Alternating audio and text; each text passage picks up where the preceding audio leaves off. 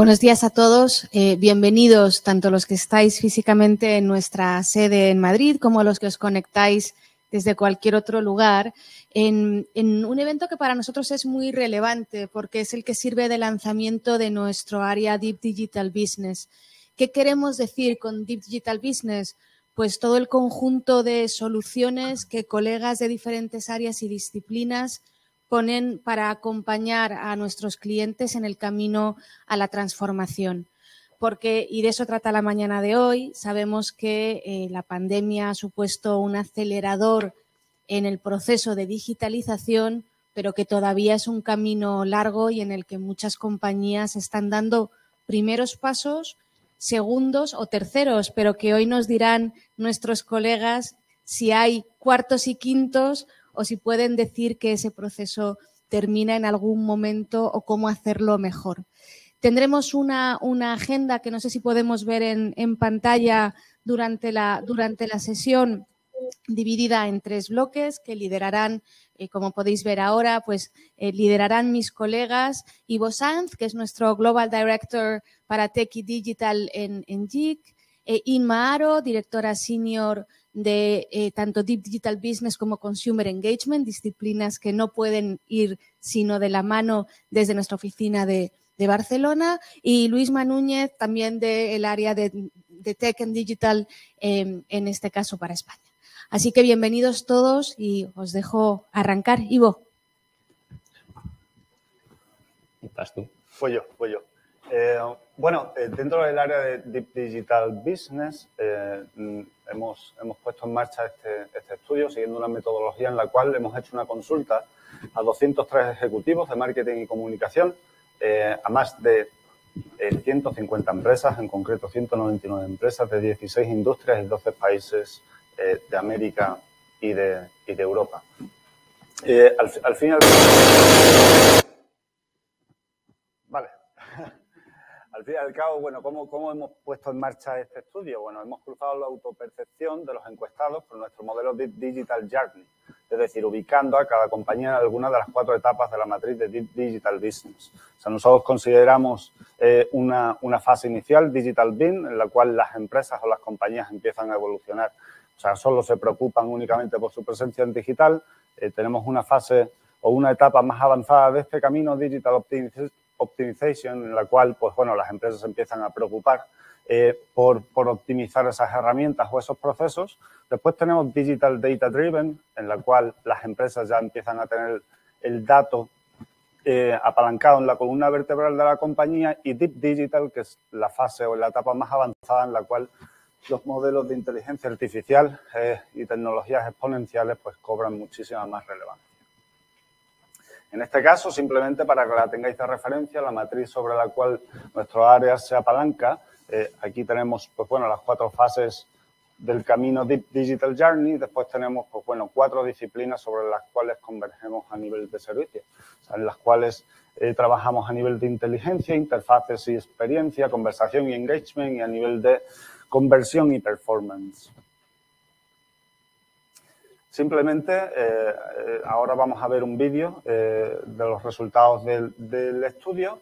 Esto es una representación gráfica de cómo se encuentra a día de hoy, pues bueno, los resultados, pero bueno, también quisiera aprovechar esta oportunidad para agradecer el trabajo de Anaí y de Julia, que han sido 2 compañeras que nos han ayudado muchísimo en todo esto, y que sin ellas esto no hubiese sido posible.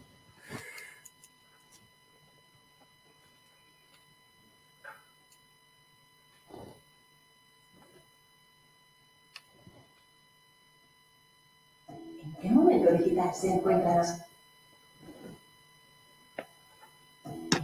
¿En qué momento digital se encuentran las compañías? La transformación digital y la aceleración provocada por la pandemia han estimulado el sentido de urgencia en todos los niveles de las organizaciones. Desde Deep Digital Business de JIC realizamos un estudio global para conocer en qué etapa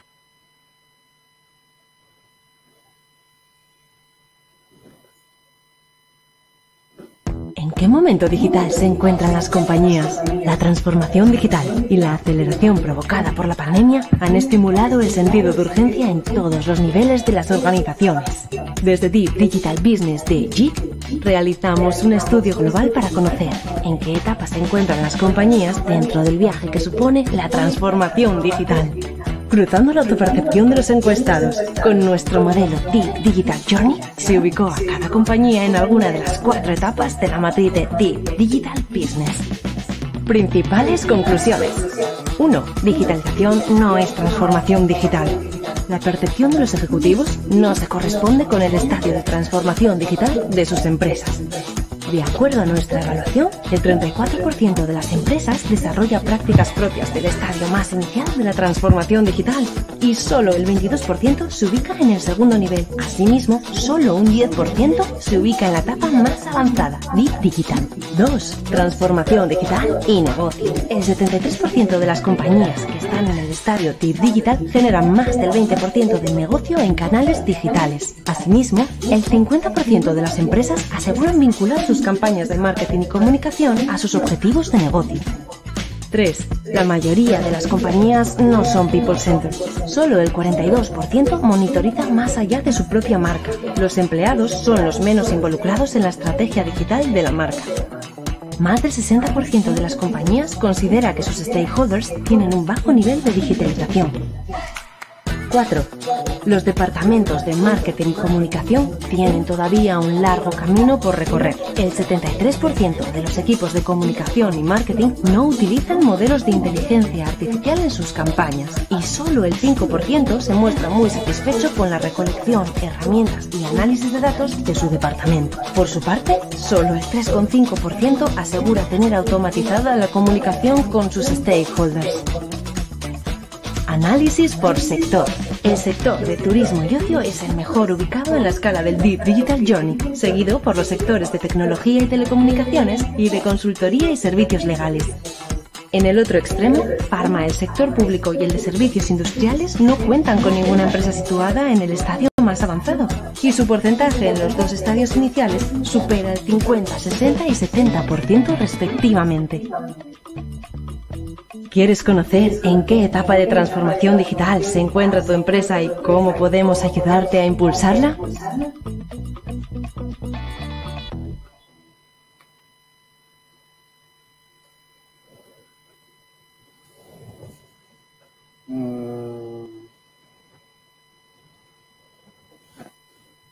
¿Ivo?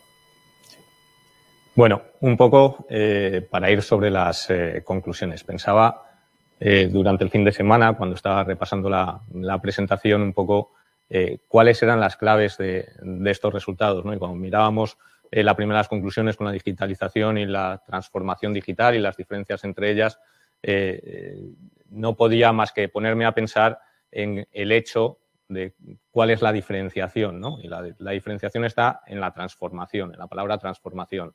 Muchas de las empresas han empezado su camino por implantar tecnologías y en este sentido lo que estamos viendo es que una de las partes importantes, y nos lo confirman muchos estudios de Forbes, de McKinsey, de Gartner, que la parte más complicada de la transformación digital no se encuentra tanto en la parte digital de esa transformación, sino en la transformación cultural y el cambio que se tiene que producir en las organizaciones.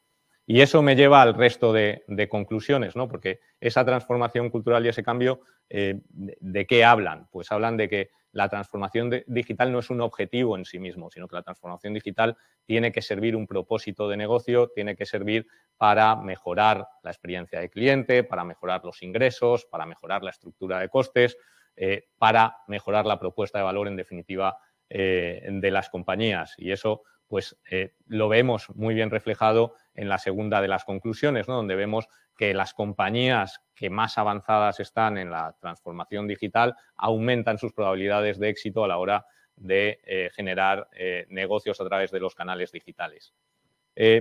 Pero ¿y cuál es la clave para hacer todo esto? Y la clave de la transformación digital radica en los cambios de hábito de la sociedad y de nuestros clientes en particular. Y esto tiene mucho que ver con la siguiente conclusión, que es la del People Center, donde Si no escuchamos, si no atendemos a esas nuevas necesidades, difícilmente vamos a poder hacer una transformación digital de éxito. ¿A qué se debe esto? Tradicionalmente las empresas se han estado enfocando en el desarrollo de sus canales de distribución y uno de sus activos claves era la inversión que hacían en esos canales de distribución. Con el canal digital lo que ha pasado es que esa barrera de entrada se ha recortado y lo que vemos es que las empresas tienen que focalizarse en la propuesta de valor para sus clientes. En un estudio que hice hace algunos años nos dábamos cuenta cómo los gigantes digitales empleaban sus recursos, el 70% de sus recursos, concretamente a investigación y desarrollo de productos y solo el 30% a distribución y marketing. Cuando vemos esto para los incumbentes de las industrias tradicionales, vemos que es al revés. Las industrias tradicionales han invertido tradicionalmente mucho en su presencia en canales presenciales, 70% y 30% tan solo en producto. Y por último, pues, ¿qué vamos a decir de los departamentos de marketing y de comunicación? Los departamentos de marketing y comunicación son ese nexo de unión que tienen las empresas con estos stakeholders. Son los encargados de ser los embajadores dentro de la organización de esas personas de las que estábamos hablando antes y, por lo tanto, son departamentos claves para la transformación digital de las empresas. En ese sentido, lo que vemos en estos departamentos es que hay una gran voluntad de adoptar esta digitalización, pero que, sin embargo, cuando nos vamos a el uso de los datos, a la captación de esos datos y a la automatización de procesos, pues todavía tiene un largo camino por recorrer. Sin más, voy a dar paso a Inma para que presente a nuestros ponentes de hoy, que seguro que nos podrán aportar mucha más luz con las experiencias que han tenido en sus empresas correspondientes. Recogiendo el testigo de Ivo, lo que queríamos es, bueno, habéis visto que estamos haciendo una sesión que es híbrida, como todo en estos momentos, y por tanto tendremos también dos personas dentro de esta mesa redonda que vamos a iniciar que están en la distancia, que se están conectando y bueno, más equipo que tendremos aquí también que nos va a acompañar en estos momentos. Quería darles las gracias a todos los que estáis ahí, pero sobre todo a ellos que se han dejado enredar por nosotros para poder explicaros hoy también, aparte del estudio, pues cómo realmente lo están viviendo en sus compañías, ¿no? Para presentaros a estos ponentes que nos están acompañando, por una parte empezaré con los que no están, como os decía, que sería Sergi Vila, CEO, pues, Chief Operator Officer de SEAT-Code. Sergi, ¿estás por aquí? Hola, buenos días, sí. Buenos días desde Barcelona. SEAT-Code, para poneros en contexto, es una compañía tecnológica que nace en Barcelona en el 2019. Es una compañía de SEAT que nace para fomentar, digamos, esa innovación, esa transformación digital, ese punto de futuro en el caso de SEAT y para, sobre todo, pasar de ser un fabricante de coches a ser una compañía que lo que busca es trabajar en servicios de movilidad. Por otra parte, también en la distancia tenemos a Estefano de Luoro. Estefano, nos escuchas, ¿no? Perfecto. Genial. Pues Estefano es director de negocio digital en Zurich Link. Zurich lo conocéis perfectamente. El proyecto de Zurich Link es como una spin-off que nos explicará él con un poco más de detalle, que lo que está haciendo es trabajar directamente con producto digital y además orientado directamente al consumidor, al usuario, a las personas. Y ahí es un poco el giro que nos va a poder explicar en el día de hoy. Yo os diría ya, si queréis, Katia, que os tenemos aquí, Katia y Penélope, y también Federico. Pues empezando por mi izquierda, que la tengo mucho más cercana en este caso, Katia Muñoz. Ella es responsable, a mí me gusta mucho el nombre, se lo decía antes también, porque estamos acostumbrados a hablar de recursos humanos, de talento. Sería responsable, en este caso, de experiencia de empleado de transporte y defensa en Indra. Entonces, dice mucho ya per se de lo que sería el nombre de su cargo, ¿no? En este sentido.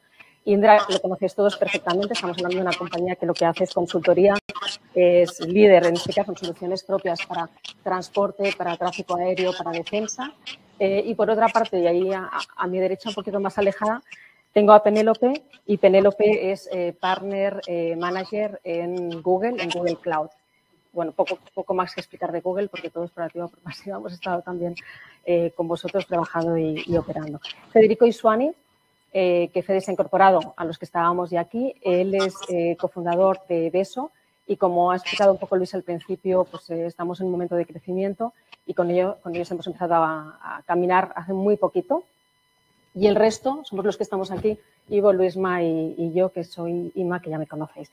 Y para empezar un poco, íbamos a lanzar una pregunta, a ver qué os parece, siguiendo lo que decía Ivo, el tema de la transformación digital y por qué digitalización no es transformación digital. Vamos a empezar con la pregunta, si os parece, haciendo el salto de lo que han sido las compañías tradicionales y cómo han tenido que hacer esa transformación.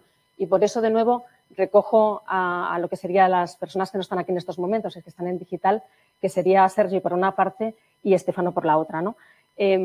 Nos decía muy bien, Ivo, aunque las compañías se perciben digitalizadas, realmente no están digitalizadas, se encuentran en un 56%, digamos, en ese proceso de primeros estadios de transformación digital.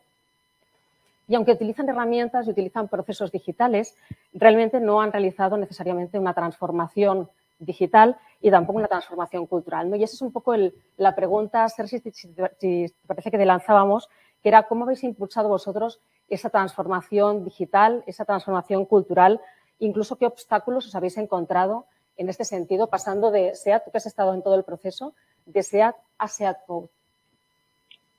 Muy bien, buenos días. A ver, viendo un poco nuestro journey, que llevamos 5 años desde que empezamos la transformación, factores clave para esta transformación digital, no hay un solo factor clave, está claro, pero sí que es cierto que la suma del efecto del CEO, de la organización hacia la empresa y de la base de la empresa hacia el top management, es un poco lo que a nosotros nos está ayudando a afrontar este journey, ir avanzando. Con el reloj que mostrabais en el estudio, quizás estemos a las 10:20, no lo sé, 10:20, 10:25, pero estamos en el camino. Yendo un poco más en concreto, para que tengáis un poco la visión de SEAT Code, cómo hemos afrontado esta transformación. Nosotros empezamos hace 5 años, como os comentaba, con nuestro CEO, Luca De Meo, que hizo un poco el kick-off al inicio de este proceso de digitalización, en el cual introdujo el concepto de Speakeasy, que era una metodología que se aplicó a todo el top management de la empresa para empezar a concienciar un poco en ese sentido de la transformación.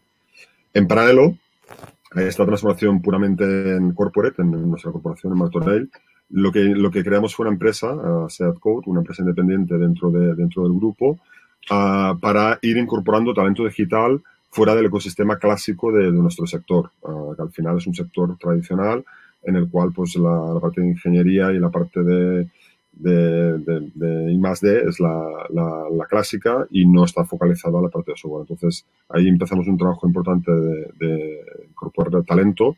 Y lo más importante, la creación de esta empresa lo que nos dio fue la posibilidad de trabajar como una startup real, con procesos de back office distintos a los de la empresa madre y con un enfoque claro a producto digital. Fue un poco el concepto por el cual creamos la empresa. Actualmente en Code estamos trabajando ya más de 160 profesionales del sector digital que se han ido incorporando en los últimos 2 años y medio, provenientes de startups y de empresas que son 100% digitales. Y otros profesionales que nos hemos incorporado desde SEAT, algunos que estamos desde el inicio y otros que se han ido incorporando, incluido pues 5 personas que trabajan en la línea de producción de SEAT y que a través de un bootcamp los hemos podido incorporar al equipo como developers. Tenemos 4 unidades de negocio, una es movilidad, otra vinculada a Customer Journey, otra de producción y logística y finalmente la recién creación de ingeniería y calidad, que están desarrollando proyectos para las áreas de SEAT y el resto de las marcas del grupo. Nuestro modelo es muy, muy fácil. El modelo que estamos aplicando es desarrollar estos proyectos para SEAT y para todo el grupo Volkswagen. De ahí sacamos un profit que invertimos en nuestras líneas de producto digital. Nuestro primer producto digital es Giravolta, que es la plataforma de movilidad que ya tenemos en el mercado y que estamos comercializando ahora. Y es el primer producto de otros que tenemos ya en cartera para ir lanzando en los próximos meses. Con este modelo que os comento, al final lo que conseguimos es tener una situación financiera estable y conseguimos conectar con la base de la compañía porque todos los business owners de SEAT trabajan conjuntamente con nuestros squads, lo que hace que se produzca la magia de la conexión entre un mundo y el otro mundo y que haya una unión entre nosotros y corporate para que podamos digitalizar, como comentabais muy bien, los procesos, pero más allá de esta digitalización que se pueda producir la transformación cultural, que es un poco el objetivo final que perseguimos con todo este cambio. Esa transformación cultural, lógicamente, necesita de tiempo porque estamos hablando de 160 personas y una plantilla global de Grupo SEAT de 14.000 personas, pero sí que es cierto que a través de este día a día, trabajar en los proyectos y ir orientando a Delivery First el resto de la compañía, pues vamos consiguiendo avanzar.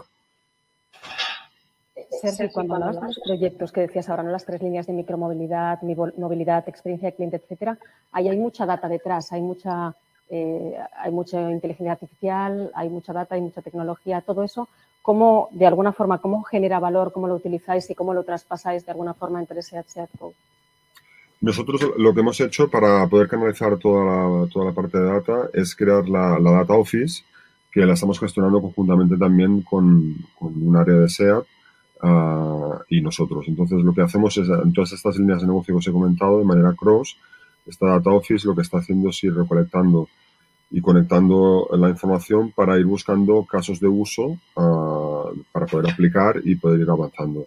Es un proceso que va en paralelo a todo el resto y que necesita su tiempo básicamente porque la conexión con nuestro hardware, al final nosotros hacemos coches, tiene su complejidad y requiere su tiempo.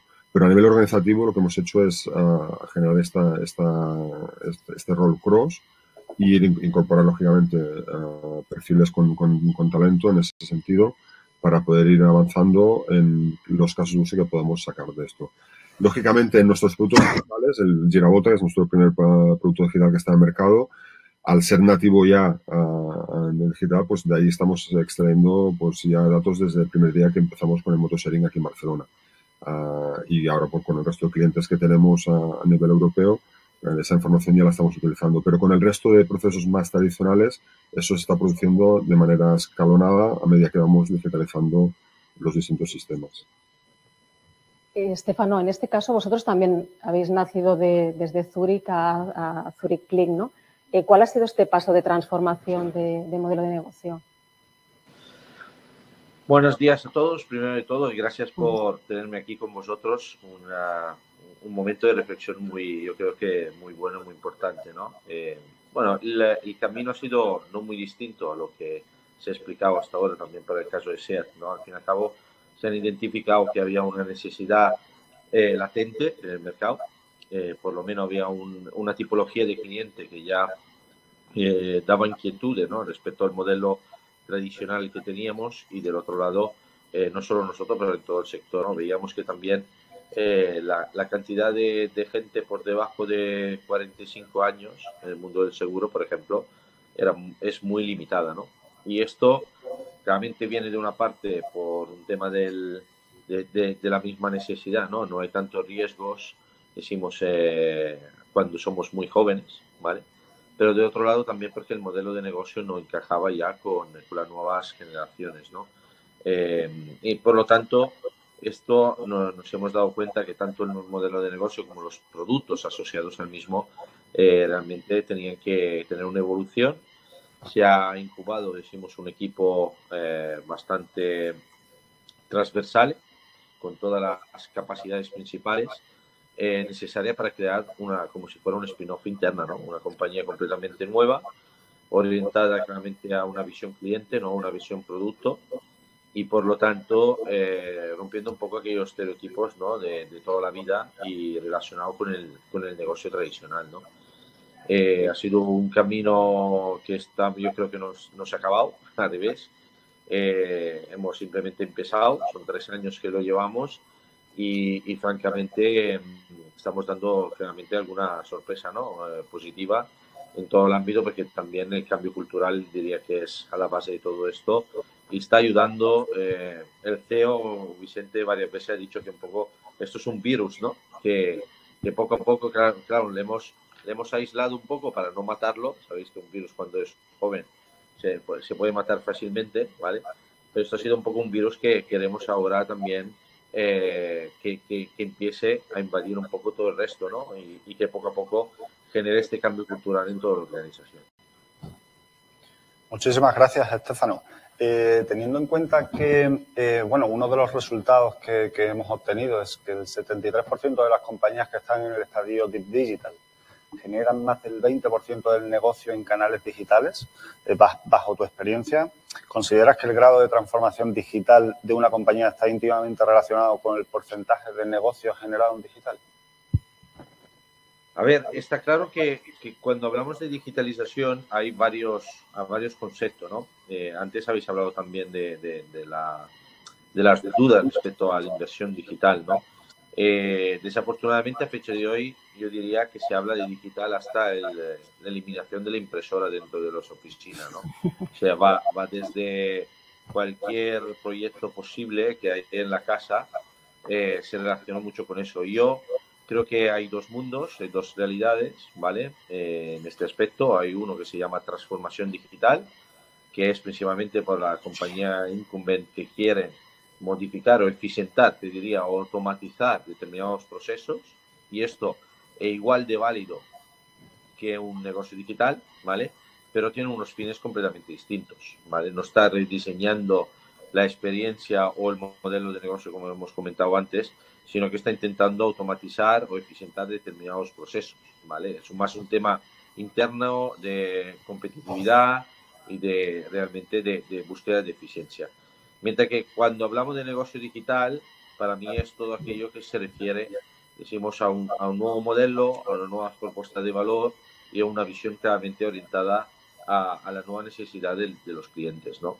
Y eso sí, ¿por qué he dicho todo esto? Porque esto sí que para mí, esto está directamente relacionado con la aportación de negocio de estas compañías. O sea, cuando medimos, decimos, el negocio digital de una compañía, se tiene que medir claramente, primero por cliente, por indicadores relacionados con clientes, y segundo con indicadores de negocio, ¿vale? Cuando hablamos de transformación digital, puede ser que, por ejemplo, no sean estos los indicadores, sino más un tema, por ejemplo, de eficiencia operativa o de reducción de costes. Entonces, hay que bien calibrar, decimos, cuáles son los KPIs que utilizamos para la medición de cada uno de estos, y yo entiendo que una TIP Digital sea una compañía donde el negocio digital es lo que prima, y por lo tanto estoy 100% de acuerdo que el negocio tiene que venir principalmente por donde estos clientes están, y la gran mayoría están en canales digitales. Muchísimas gracias, Estéfano.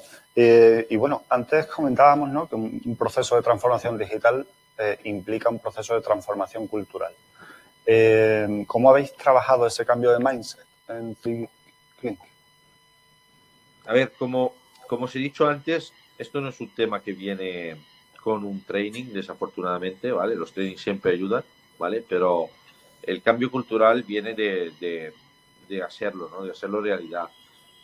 ¿Cómo lo hemos trabajado nosotros? Ha sido un cambio que ha empezado con la generación de una célula separada, una célula dedicada un poco a este tipo de negocio, una célula focalizada en la necesidad del cliente y no tanto en una visión in-out, o sea, del producto, ¿no?, y de cómo lo posicionamos en el mercado, sino que al revés, ¿no? Y identificando claramente cuál es el cliente target, y en base a esto, poniendo cuando se dice poner el cliente en el centro, va principalmente de esto, o sea, realmente de intentar identificar cómo tu negocio puede alinearse al estilo de vida de los clientes y no al revés, ¿no? Y esto ha hecho que, en cuanto todo esto se ha creado, porque hasta que esto se queda en una presentación, queda muy bonito, pero no queda ningún cambio cultural, ¿no? En el momento que esto empiezas a ponerlo al mercado, empiezas a enfrentarte a las consecuencias de lo que has hecho, a ver realmente el feedback directo de los clientes y a tener que ajustar esto con una mejora continua, es cuando empiezas de verdad a hablar en un idioma cliente, por lo tanto tener una cultura dentro de la compañía orientada al mismo, ¿no? Y esto, como os he dicho antes, este virus pequeño, como os lo he llamado, realmente hemos visto cómo se va extendiendo, no se ha quedado solo en esa cápsula, ¿vale? Pero se ha ido extendiendo a todo el resto de la organización, ¿no? Porque al fin y al cabo, esos KPIs que mides de satisfacción de cliente y de realmente generación de valor se han extendido al resto de la organización. Estábamos hablando de cultura corporativa y de transformación cultural, y ahí yo casi di al salto, aparte de dar las gracias a Katia, que la tenemos aquí con nosotros hoy. Realmente vemos que cada vez tenemos más usuarios de Internet, van creciendo día a día, pero vemos también que en los datos que nos salían del estudio que explicaba antes, el 42% de las compañías se enfocan básicamente en lo que serían perfiles corporativos. De hecho, si sumamos un poco más y tenemos a los líderes de las compañías, realmente estamos hablando de un 58%. pero realmente hay poca representatividad, por lo menos en lo que estamos viendo nosotros y os diría autoría de alguna forma por parte de lo que serían otros stakeholders o de lo que serían los empleados en este caso, ¿no? Por tanto, se centran más en la empresa de alguna forma que en humanizar la empresa en este caso y por tanto son menos de alguna forma people centered. Esto es por lo menos lo que nos va saliendo. Cuando yo veo Indra tenéis muchos proyectos, desde, lo hemos estado hablando, desde el inbound recruitment, desde todo el tema del lead your growth, desde la marca digital y a partir de aquí también pues cómo se hace todo el reverse mentoring dentro de la casa. ¿Cómo lo habéis vivido vosotros? Yo te diría, Katia, ¿cuáles son algunos tips, ¿no? Muy poco tiempo ahora para explicarlo, pero por lo menos en líneas generales, ¿cuáles son los proyectos que habéis tenido vosotros y cómo de alguna forma habéis tenido impacto en las personas, ¿no? Por no hablar tanto hacia afuera, sino también dentro de la organización, ya que hablamos de esta cultura corporativa. Bueno, muchas gracias, lo primero, por invitarme y por los que nos están escuchando. Estoy de acuerdo con Estefano cuando hablaba de la diferencia entre transformación digital y negocio digital, ¿no? Que ahora con el COVID todos hemos puesto Teams, Zooms o todas a la vez, ¿no? Y entonces hemos aprendido a usarla y es una parte de las competencias digitales, pero hay otras que tienen que ver con la transformación del modelo de relación, el modelo de liderazgo con los profesionales de nuestra compañía y también con todo lo que tiene que ver con los potenciales candidatos que quieren trabajar con nosotros, aunque aún no lo sepan, que eso también puede ser, ¿no? Nosotros hemos trabajado cambiando el foco desde la gestión de talento, como hablábamos, con una cosa que parece muy obvia, pero no era habitual en recursos humanos, ¿no? En recursos humanos llevamos muchos años hablando de que no hay café para todos, de que el desarrollo lo proponen los propios profesionales, pero luego todo lo pintábamos desde nuestra propia perspectiva, ¿no? Desde nuestra casa de cristal decíamos, pues esto es lo que les viene bien, ¿no? ¿Qué hemos hecho? Una cosa súper disruptiva y súper fácil, que es escuchar y entender qué esperan los profesionales que trabajan con nosotros de nuestra compañía. Y segmentar también, no todos quieren lo mismo. Es verdad que ahora estamos descubriendo cosas que a lo mejor hablamos de nuevos perfiles de profesionales, pero realmente yo a veces tengo la duda de si esto es nuevo o simplemente que antes nunca lo habíamos querido escuchar, ¿no? Porque me pasa mucho cuando hablamos de las nuevas generaciones y hablan, por ejemplo, de su propósito con relación a la conciliación y a la flexibilidad, que cuando hablo con los líderes no me dicen, no, es que yo también quiero eso, ¿sabes? Es que no sé por qué dices que eso lo quieren ellos. Bueno, a lo mejor a ellos nunca les hemos escuchado, ¿no? Y ahora estamos en este proceso de escuchar y de crear desde sus necesidades, desde sus intereses y desde sus inquietudes, sin olvidarnos los objetivos estratégicos de compañía, ¿no? Pero intentando generar ese mix en el que ellos sientan que los programas o las iniciativas hablan de ellos y dan respuestas a sus necesidades reales. Y de hecho aquí una prueba es que el ratio de conversión de los correos que mandamos, ¿no? Que esto es una cosa en comunicación de que ni Dios abre los correos, ¿no?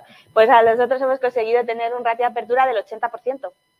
¿Y cuál es el truco? Pues ningún truco, dar lo que ellos quieren oír, ¿no? Y conseguir incorporar ahí pues nuestro virus también, ¿no? Como decía, aquello que nosotros le queremos decir. Así que por no enrollarme más, os cuento un poquito los 3 programas que comentaba Inma, pero que son ejemplos de esto que estamos hablando, ¿no? El primero que hemos lanzado, que además tenemos la suerte de que JIC nos acompaña en el camino, tiene que ver con la marca digital y cómo transformamos a nuestros líderes para saber relacionarse y posicionarse bien en redes sociales, ¿no? El otro día, justo cuando hablaba con Inma, me llegaba un mensaje de uno de los gerentes que me decía, jo, gracias por hacer este programa, porque nosotros que hemos creado esta transformación digital no nos podemos quedar fuera, ¿no? Y yo no sé utilizar LinkedIn, no sé ni cambiar mi foto. Entonces, esto me va a ayudar un montón y... De hecho, con Katia, cuando me explicaba esta anécdota, era curioso porque me decías que además es un perfil que ha generado toda la innovación dentro de la compañía, es un perfil tecnológico de los más avanzados, pero en cambio,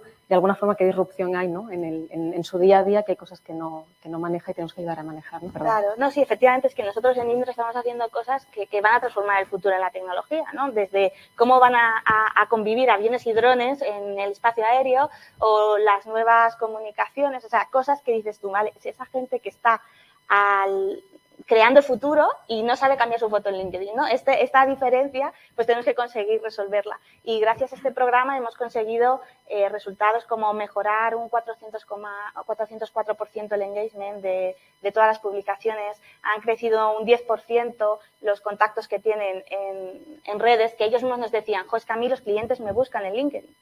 Y me da vergüenza que vean lo que tengo, ¿no? Entonces, esto que parece que no tiene impacto, no solo tiene impacto en su marca personal, sino también en el negocio.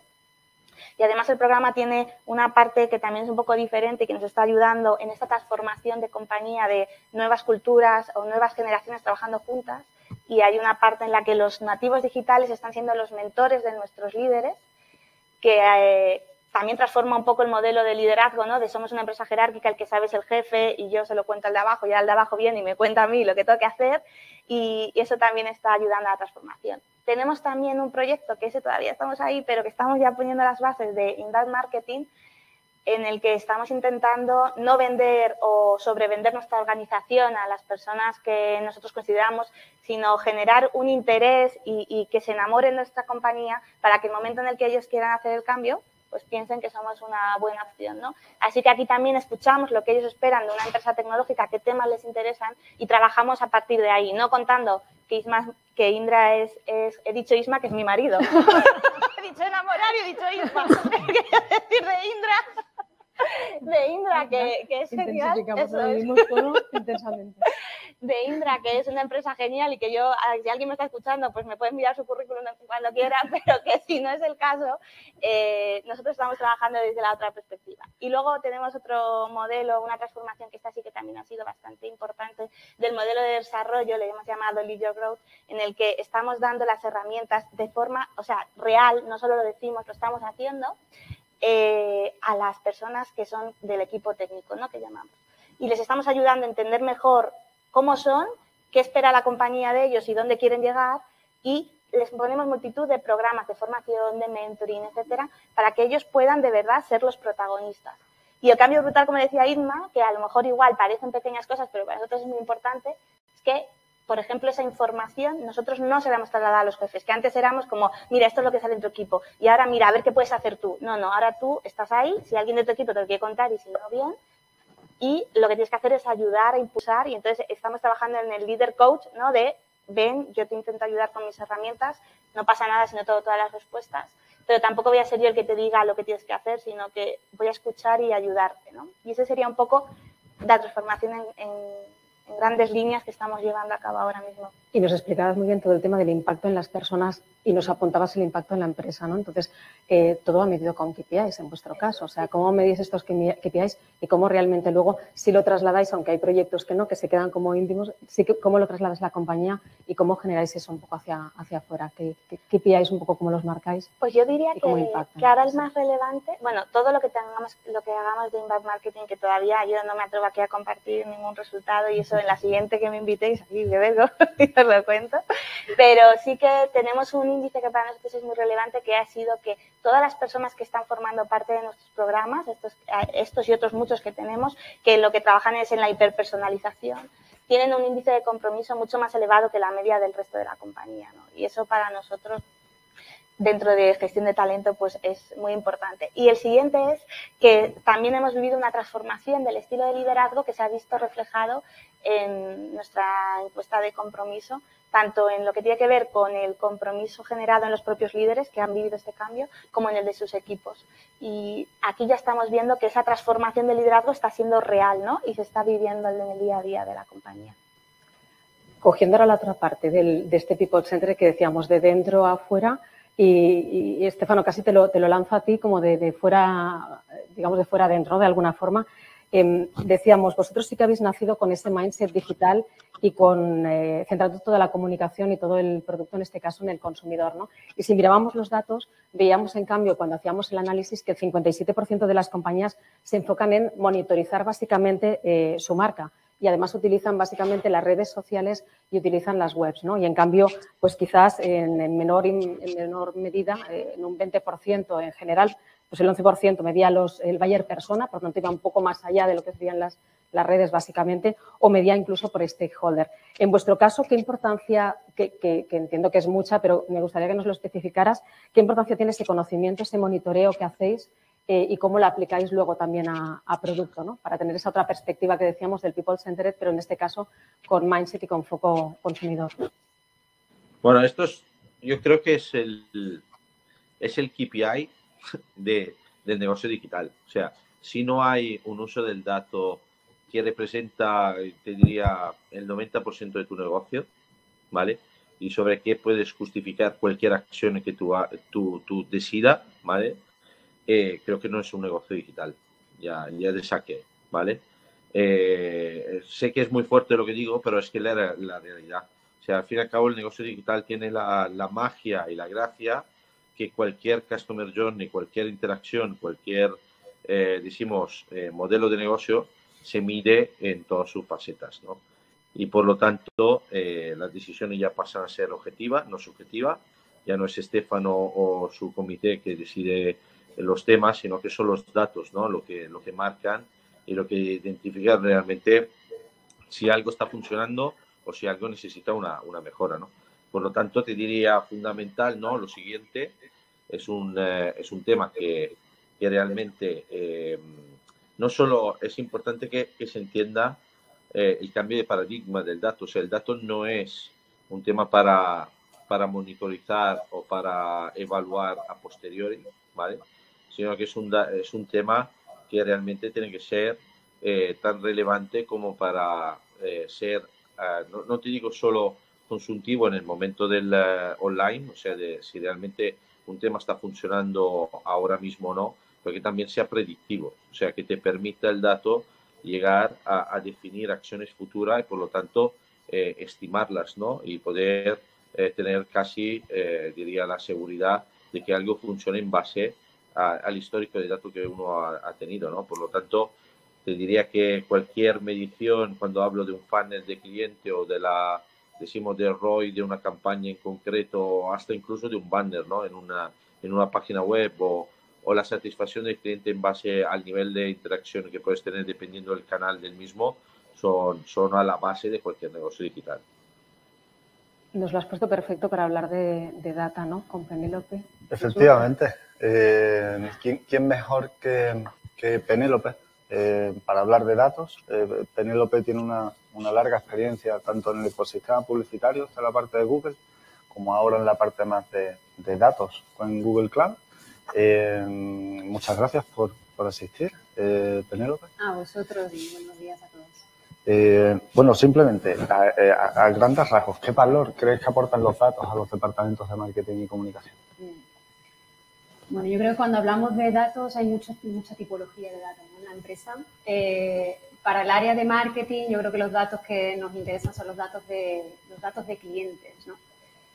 Entonces, aquí estamos hablando desde datos que identifican de forma personal a los clientes, como puede ser nombre completo, teléfono, dirección, como datos, ¿no? De pues, cuántos años llevan con nosotros esos clientes, cuánto nos compran, cuántos productos al año, cuál es el valor medio de la compra. Y de estos datos, yo creo que estos datos son fuentes de ventaja competitiva. Si os dais cuenta, los modelos en la cadena de valor tradicional de marketing está cada vez más automatizada, ¿no? Y esto nos iguala a todos. La tecnología sí es fundamental y es súper importante, pero nos iguala a todos. ¿Qué es lo diferencial? Los datos con los cuales alimentamos, ¿no? a estos sistemas y estas tecnologías. Por eso la importancia, ¿no? de recopilar y de recolectar y tratar los datos de la mejor forma posible y lo más alineados posibles a nuestro negocio.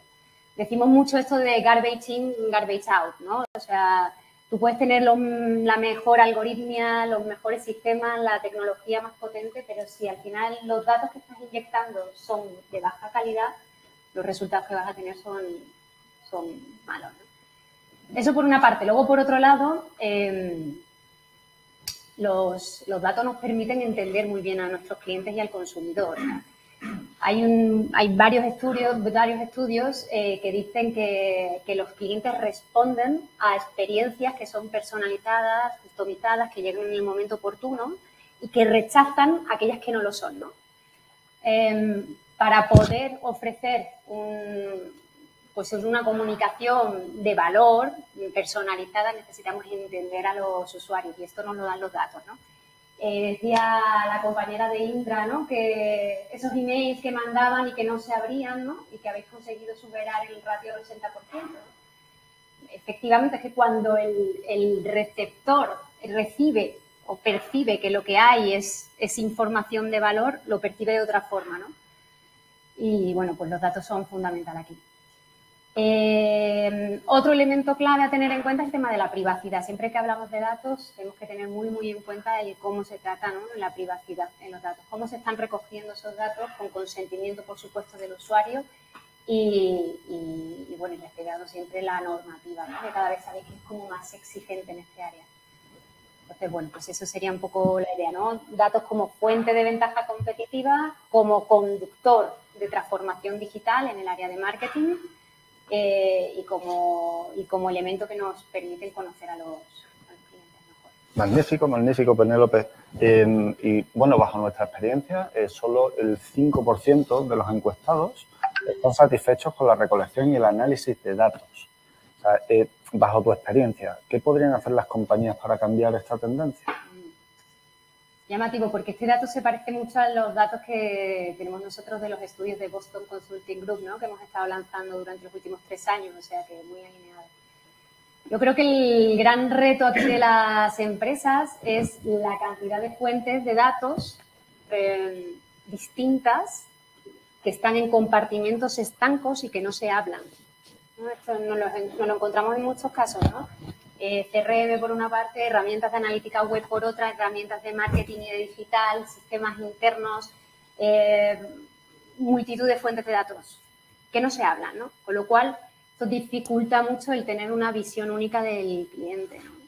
El saber que yo, por ejemplo, esta semana o la semana pasada estuve en la sección de ropa deportiva de una de mis marcas favoritas y que, bueno, pues es que esta semana he ido a la tienda y me la he comprado, ¿no? Y que además a mí me gusta interaccionar con la marca en redes sociales. Bueno, pues si yo no estoy conectando el CRM con los datos de la página web, con lo que está sucediendo en la tienda, la marca no puede saber que soy la misma persona, ¿no? De forma que poder tener una comunicación conmigo más coherente y de mayor valor para mí. Claro, efectivamente. Y antes has mencionado la privacidad. Lógicamente, la privacidad es muy importante desde diferentes puntos de vista, pero principalmente porque los usuarios cada vez somos mucho más reacios, ¿no?, a compartir los datos con terceros y, por otro lado, lógicamente, porque a nivel de regulación están apareciendo pues, diferentes normativas que, de alguna forma, imposibilitan la capacidad de hacer el uso de datos que se hacía anteriormente.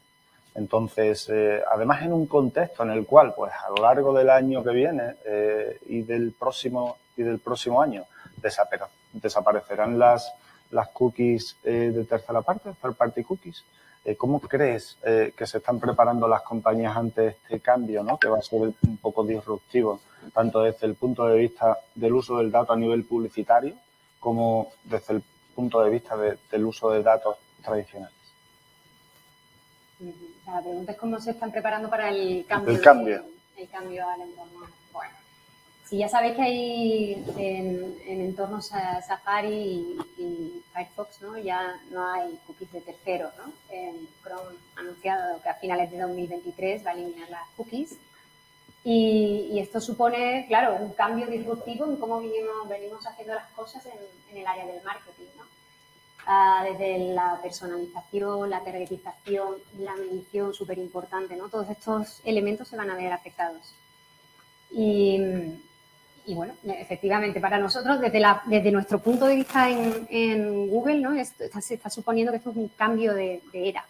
Es un cambio, es una transformación y va a haber que empezar a hacer las cosas de una forma disruptiva, ¿no? El cómo veníamos haciéndolo y cómo lo vamos a tener que hacer ahora. Entonces, en este cambio de era vemos una transición de lo que venía siendo el marketing el marketing en el que la propuesta de valor era el mensaje adecuado a la persona adecuada en el momento adecuado, ¿no? Que estabas muy soportado por los cookies de terceros, por herramientas como los DSPs, desde la venta de publicidad, los SSP desde el lado de la oferta de publicidad, los ad exchanges, pues estamos viendo que va a haber un cambio de ese tipo de marketing a un marketing más predictivo, en el que, bueno, pues está basado en otro tipo de propuesta de valor que tiene que ver mucho con el negocio, con incorporar datos de negocio en sistemas y herramientas de marketing y por otra parte, por supuesto, muy basado en el dato de primera parte, ¿no? Va a dejar de existir el dato de terceros, necesitamos tener muy cubierto el tema del first party data. Y además, esto viene acompañado de cambios en las tecnologías. O sea, veníamos hablando de DMPs, ahora empezamos a hablar de Customer Data Platform, que son herramientas en las cuales se organizan, ¿no? los datos de primera parte. Y el valor también que va a empezar a aportar, muy importante, tecnologías cloud. O sea, una vez que tengamos el dato digitalizado, podremos empezar a aplicarle modelos predictivos y empezar a sacarle y extraerle mayor valor, ¿no? Súper interesante, Penélope. Y ahí casi recogería lo que estaba diciendo Penélope, ¿no? Y lo vuelvo a lanzar a todos los ponentes que tenemos hoy. ¿Cómo lo estáis viviendo vosotros? O sea, Stefano, en tu caso a lo mejor desde dentro más complicado, pero en cualquier caso, Stefano, Sergi, todo el tema del third party data, todo el cambio que hay en estos momentos, ¿cómo lo estáis viviendo vosotros? Porque te preguntábamos qué tienen que hacer las compañías y cómo lo viven, pero tenemos compañías que probablemente estén en ese escenario. Sí, vale, a ver, aquí una cosa, porque me ha gustado mucho, ¿no? Este 5% que habéis dicho antes. Y porque lo noto también con muchas compañías con quien trabajamos y tal. Realmente os digo que mi punto de vista es que este 5% viene no de un uso, decimos, no acurado del dato y tal, viene porque no hay una estrategia. O sea, realmente lo primero que uno se tiene que plantear es por qué necesito los datos y qué datos necesito y cuáles son los datos que yo necesito recopilar para crear negocio, para crear valor. Y muchas veces empieza ya con el proyecto tecnológico de, usted tengo que añadir 7 fuentes de datos distintas, pero nadie se había puesto al principio a pensar el para qué. Entonces ahí viene la frustración del 95% que han contestado que no están satisfechos o tienen una inquietud, decimos, respecto a la aportación realmente del dato, ¿no? Entonces, yo primero quería hacer esta reflexión porque lo he visto mucho en estos años, ¿no? Entonces, respecto al impacto, está claro que, os digo, a ver, el cambio de los cookies es un tema real, es un tema que realmente nos impacta en nuestro negocio, ¿vale? Pero todo va al fin y al cabo de aportación de valor. O sea, la privacidad cada día será más regulada, ¿vale? Y claramente los clientes tendrán más capacidad de elección, ¿vale? Pero de otro lado, la elección depende de cuánto le aportas a cambio de los datos, ¿no? ¿Cuánto estaríamos dispuestos a eliminar nuestra geolocalización a cambio de no ver el tráfico en Google Maps, por ejemplo? ¿Vale? Entonces, claramente es un quid pro quo, ¿no?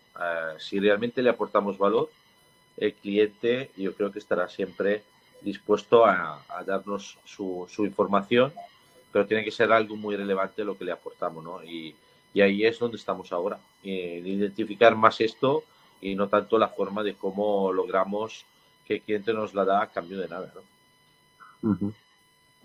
Yo, por nuestra parte, me ha gustado mucho lo que comentabas, Penélope, del tema de los silos, porque al final, dentro de la transformación cultural, el dato y las personas van unidas. Entonces, nosotros nos hemos encontrado y nos hemos encontrando con el hecho de que los departamentos clásicos, la organización de la empresa con departamentos clásicos, al final, los owners de esos datos están colocados en distintos silos. De ahí un poco la necesidad de crear una data office que pueda trabajar de manera transversal para conectar toda esa información, porque si no seguimos un poco en el paradigma de las bases de datos clásicas de cada área, en la cual hay gente que está trabajando con esa información, pero que no puedes utilizarla de manera cross. Entonces, bueno, nuestro approach es un poco en ese sentido, es decir, poner un departamento transversal en el cual pueda unificar y eliminar esta parte de silos. Y eso va también un poco con la transformación cultural de la empresa. Recogiendo lo que estábamos hablando ahora del data, gracias por cada una de las intervenciones. Luisa decía al principio que yo tengo como dos cabezas, ¿no? Una cabeza que sería la de Deep Digital Business, pero la otra que es la parte creativa.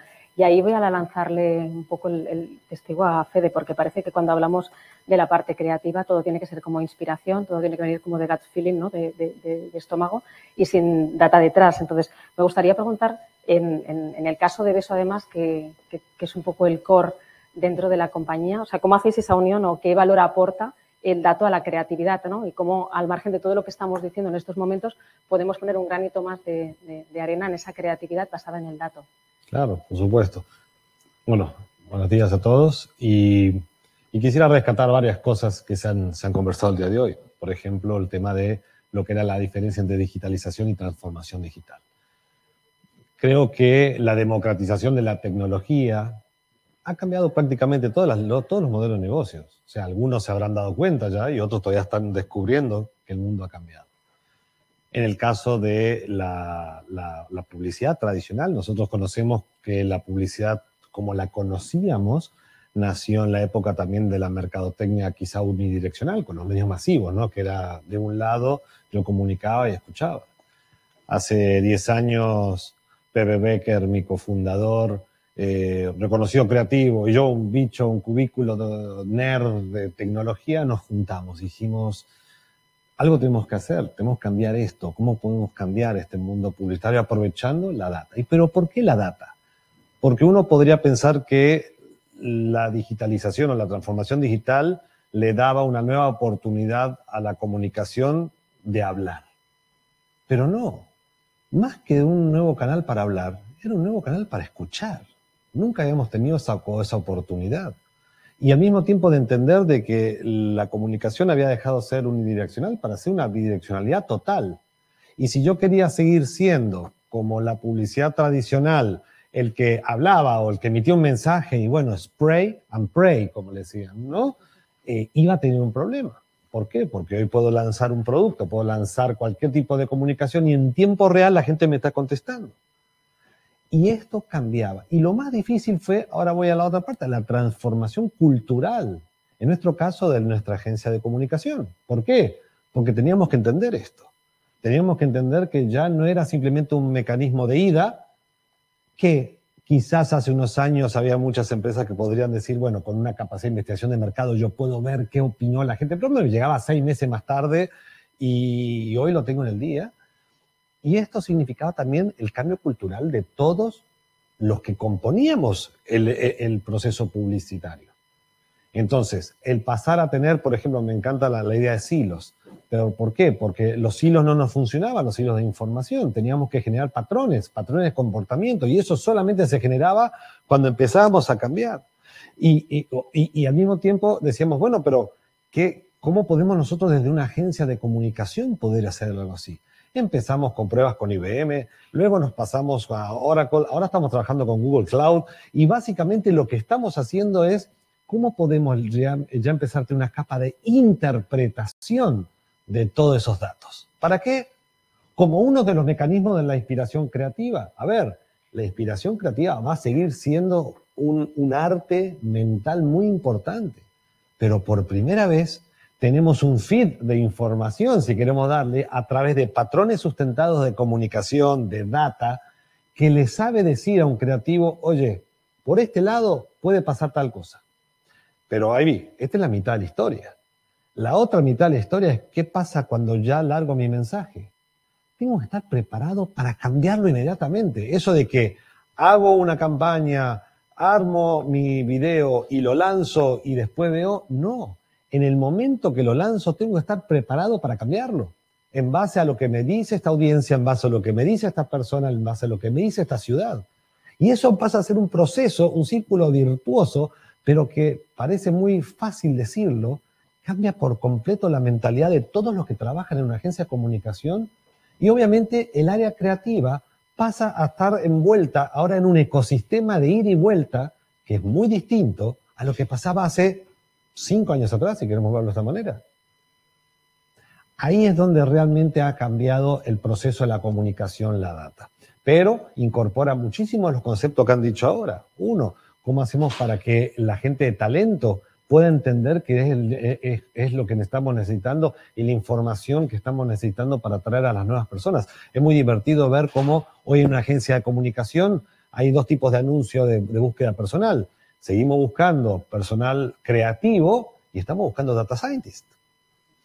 Y es muy interesante en una sala cuando están brifeando los 2 equipos. Imagínense esas conversaciones entre creativos y matemáticos. Pero es básicamente algo que fue un choque cultural muy interesante que empezó hace 3 años atrás y hoy ya pasa a ser algo que no dirige el día a día. Y otro concepto, otra vez, el tema de la información. Hay mucha información. Los clientes tienen muchísima información, pero no extraen los patrones. Esos patrones que a veces necesitamos detectar, ¿para qué? Para lograr no insight nuevo, porque a veces los insights ya la creatividad, el buen creativo lo tiene en la cabeza. Pero ¿cómo lo podemos ordenar? A ver, ¿cuál de esos insights en ese momento, para ese segmento o para esa persona, es la que mayor capacidad de provocar resultados tiene? Todo esto es fascinante y está recién empezando. ¿Por qué? Porque estamos recién empezando a aprovechar y empezar a ver los primeros resultados tangibles. Porque contra la data nadie se puede enojar.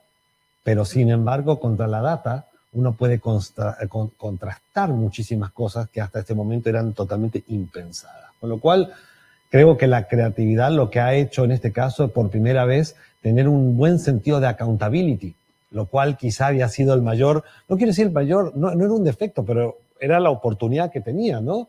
Ser accountable. ¿Qué pasaba cuando yo lanzaba una campaña?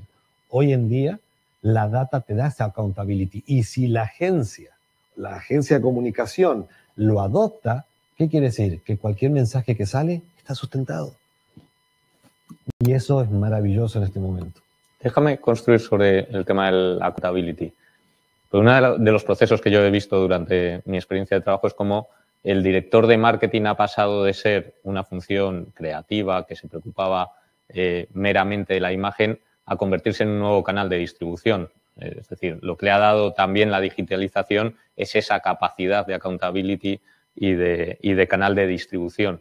¿Lo estáis viendo vosotros en los clientes, ese cambio de mindset en el rol del comunicador, en el rol del director de marketing? Es que la relación cambió por completo. Y es muy divertido ver cómo en las mismas áreas de mercadotecnia, de empresas que ya van entendiendo esto, cómo el CIO, el Chief Information Officer, empieza a tener involucramiento en lo publicitario, lo cual antes era algo completamente no antes visto.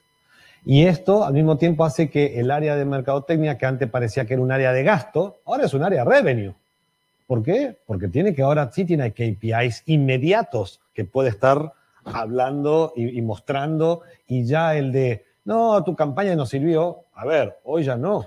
Y es más, buscan en la agencia, tanto en la agencia de performance, en la agencia de medios, en la de comunicación, todo, información inmediata que la puede tener, que hace que internamente al mismo tiempo puede mostrar el retorno, no solamente el retorno de inversión, ahora que se está hablando mucho del ROE, ¿no? El retorno del engagement. O sea, ¿qué realmente me trae dentro de un modelo de atribución el hecho que yo haya hecho este sitio web, esta campaña, este banner, y cómo todo eso se representa de alguna manera en retorno? Otra vez, maravillosamente impensado hace 5 años atrás.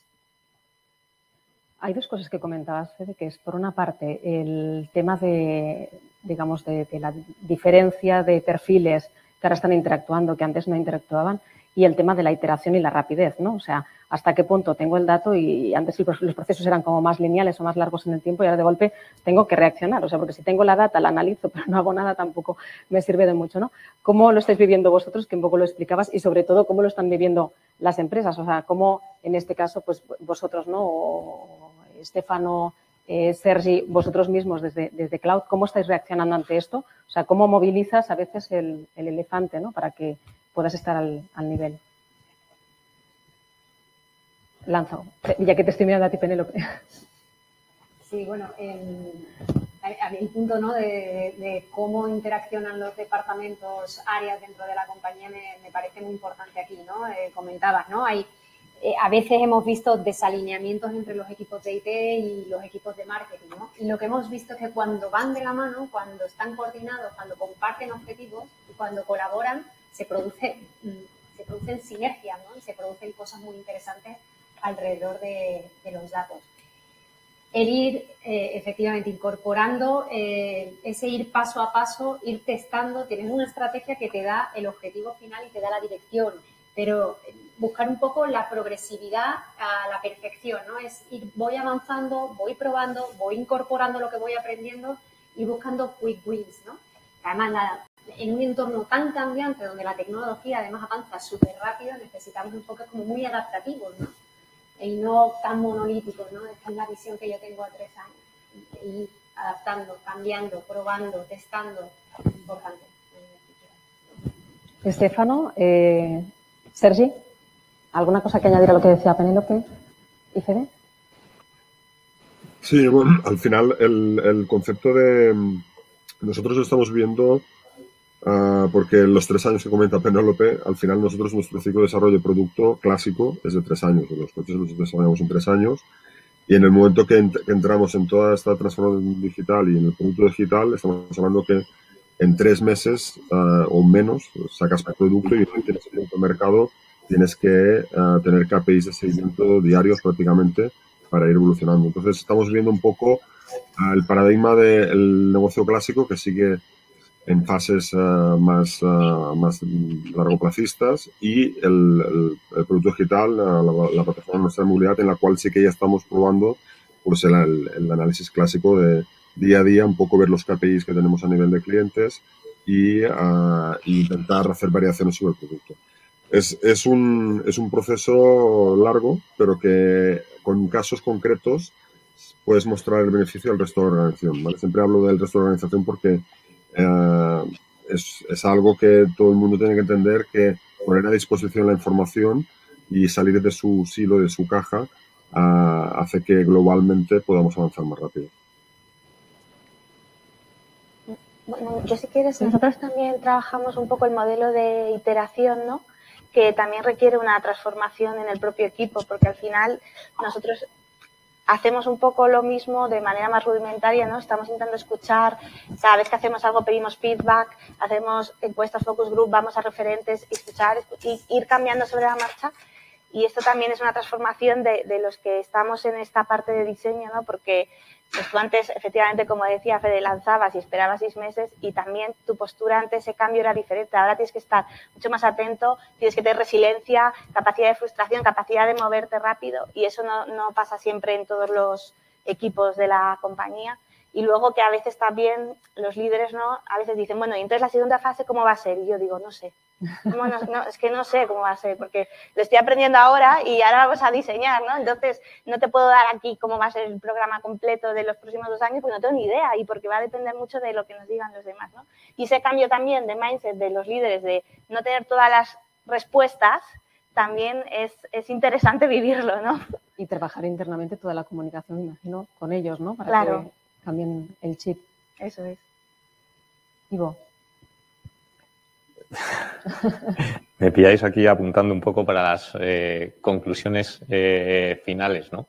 ¿Tenéis alguna pregunta que queráis lanzar o entre vosotros o aquí en los pocos que hemos podido estar en la sala? Sí, quizá puedo aportar justamente lo que mencionabas, Katia, del tema de lo difícil que es hacer un plan hoy, ¿no? Pero lo tan importante que es la visión, hacia dónde.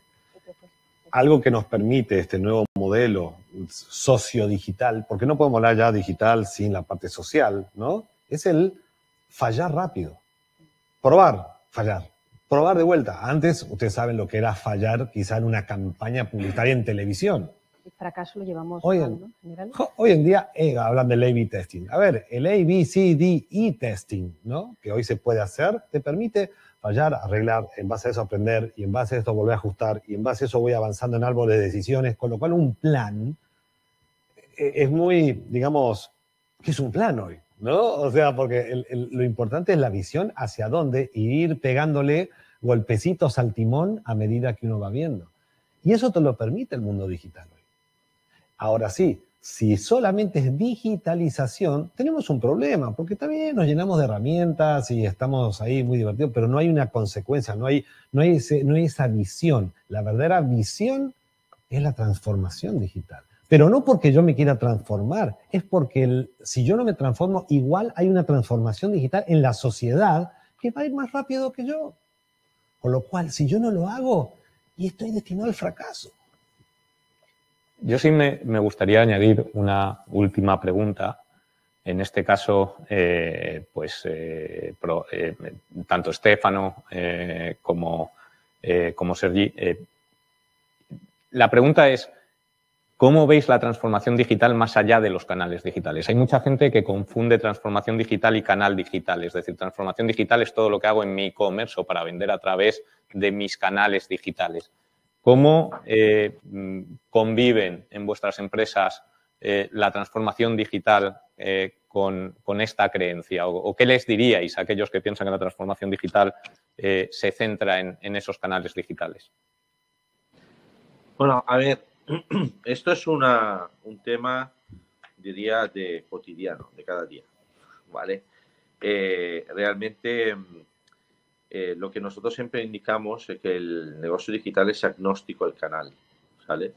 Al fin y al cabo, bueno, hago referencia a nuestro trabajo, ¿no? Principalmente en nuestro sector.